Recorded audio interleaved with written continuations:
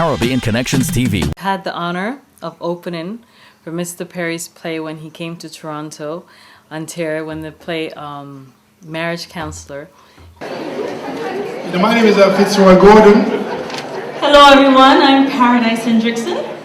Thanks for coming out and supporting. Yes, I've heard that. Are there any married couples out here? Any? Oh, there's a lot of them. Happily married? You see, somebody told me that was an oxymoron. You can't be married and happy at the same time. Is that true, Dr. Love? Well, I don't know, maybe. I don't think that happened in Toronto at all. Toronto people are happily married. You know what? Perry, I thank you so much for all the work you have done and all your movies and plays and stuff that have such captivating, such empowering messages, and I'm sure has helped a lot of people. And we just love your talent. We just love the work you put out there. You make us laugh. You make us cry. You make us look within ourselves. You make us change ourselves. You make us understand. And you make us appreciate the things in life that are blessings. And you also help us deal with a lot of stuff that we were afraid to deal with or did not know how to deal with. We thank you for that. And you have a lot of fans in Toronto. And everybody in Toronto love you. And we hope that more of your projects and stuff can come to Toronto. And maybe even include some Canadian casts. Because we have lots of talented actors up here. And it was an honor opening for that night. It was an honor as a fan, as an actor, as someone who enjoys life and plays. And I also want to thank you and Oprah for touching on a subject that a lot of us were not aware.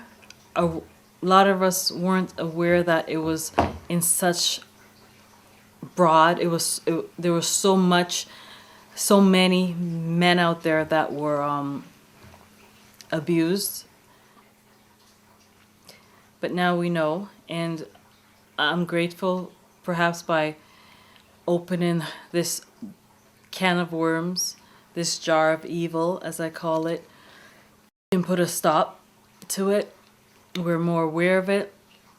And as for the parents out there or the adults that are in a position that are supposed to help children and keep them safe and stuff, and that are not doing what they're supposed to do, you need to start doing what you're supposed to do. If your son or daughter come and tell you something is wrong, and they're expressing themselves to you because you're supposed to protect them, just like in the wild, a mother bear protects her cubs. Every animal protects their babies, whether it's an egg or a baby or anything. It's supposed to be a natural instinct. So for you moms out there or family members that know something is happening and ignoring it and not protecting the innocent, shame on you. And if a child comes to you, whether you want to believe them or not, don't put them back in that situation. If they say, like, my uncle or something is making me feel uncomfortable, don't put them back in that situation. I don't care if you want to believe them or not. But just don't make them have to go back there, because children need to be protected. Because as you can see, as you're watching this show, these are men. These are proud men. These are men that are strong, that have families and that are supposed to protect their families and have children and stuff. And they show this beacon of strength when you see them. But deep inside of their souls, there's a jar. There's a jar of shame and there's a jar of evil. And some that was not put there by themselves. Some evil, wicked adult put that there. And in order for that jar to be cleansed or emptied out, I'm so glad and so important that they come and tell their story. And you don't have to go on Oprah to tell your story. You tell your wives, your girlfriends, people that love you, open that jar, empty it out.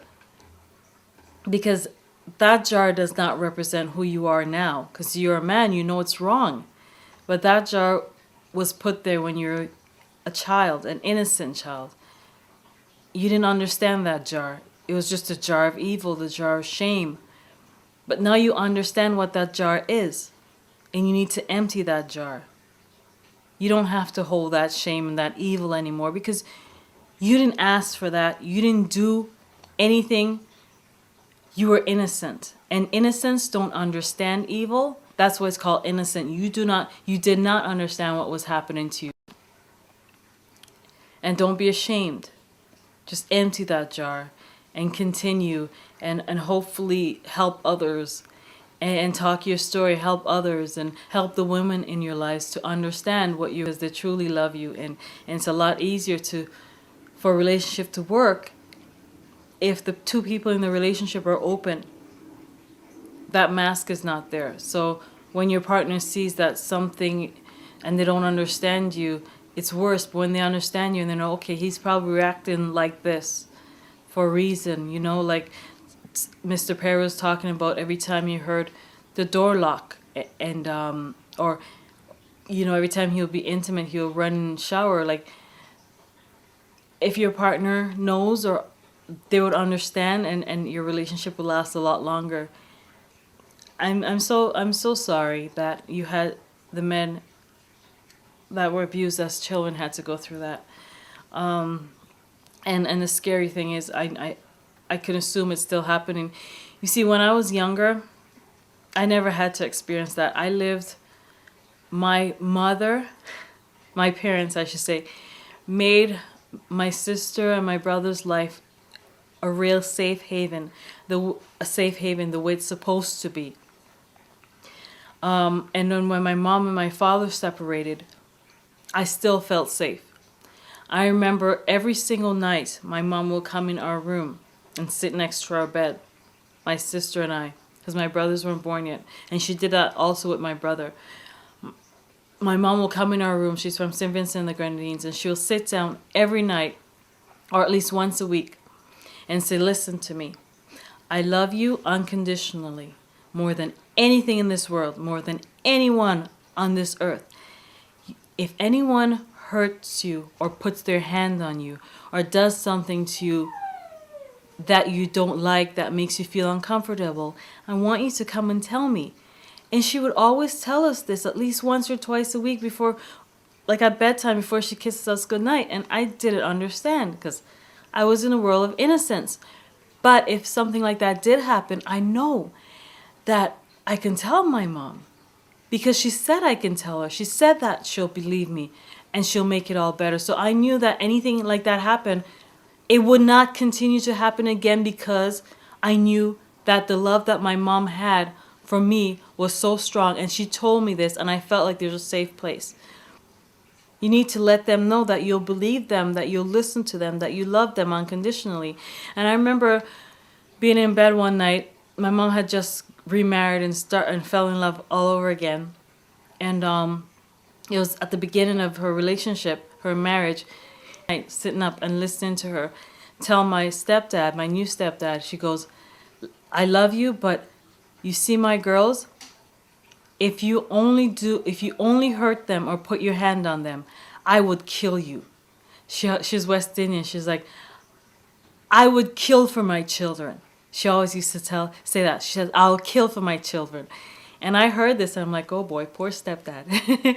But I didn't understand. But she made it clear to anybody that my children comes first. And that's what a parent should do. I don't care my mom didn't care if her new marriage was going to end or whatever. Her children came first. And that's the role, the job of a parent, a mother, a father. You need to protect.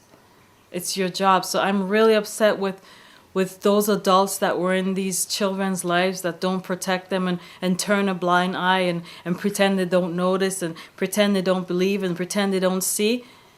They themselves are scum of the earth, and I know a lot of people haven't said it, but I'm not as scared to say it. You guys are disgusting. You guys are scum of the earth. That's the worst thing you can do, is not protect a child.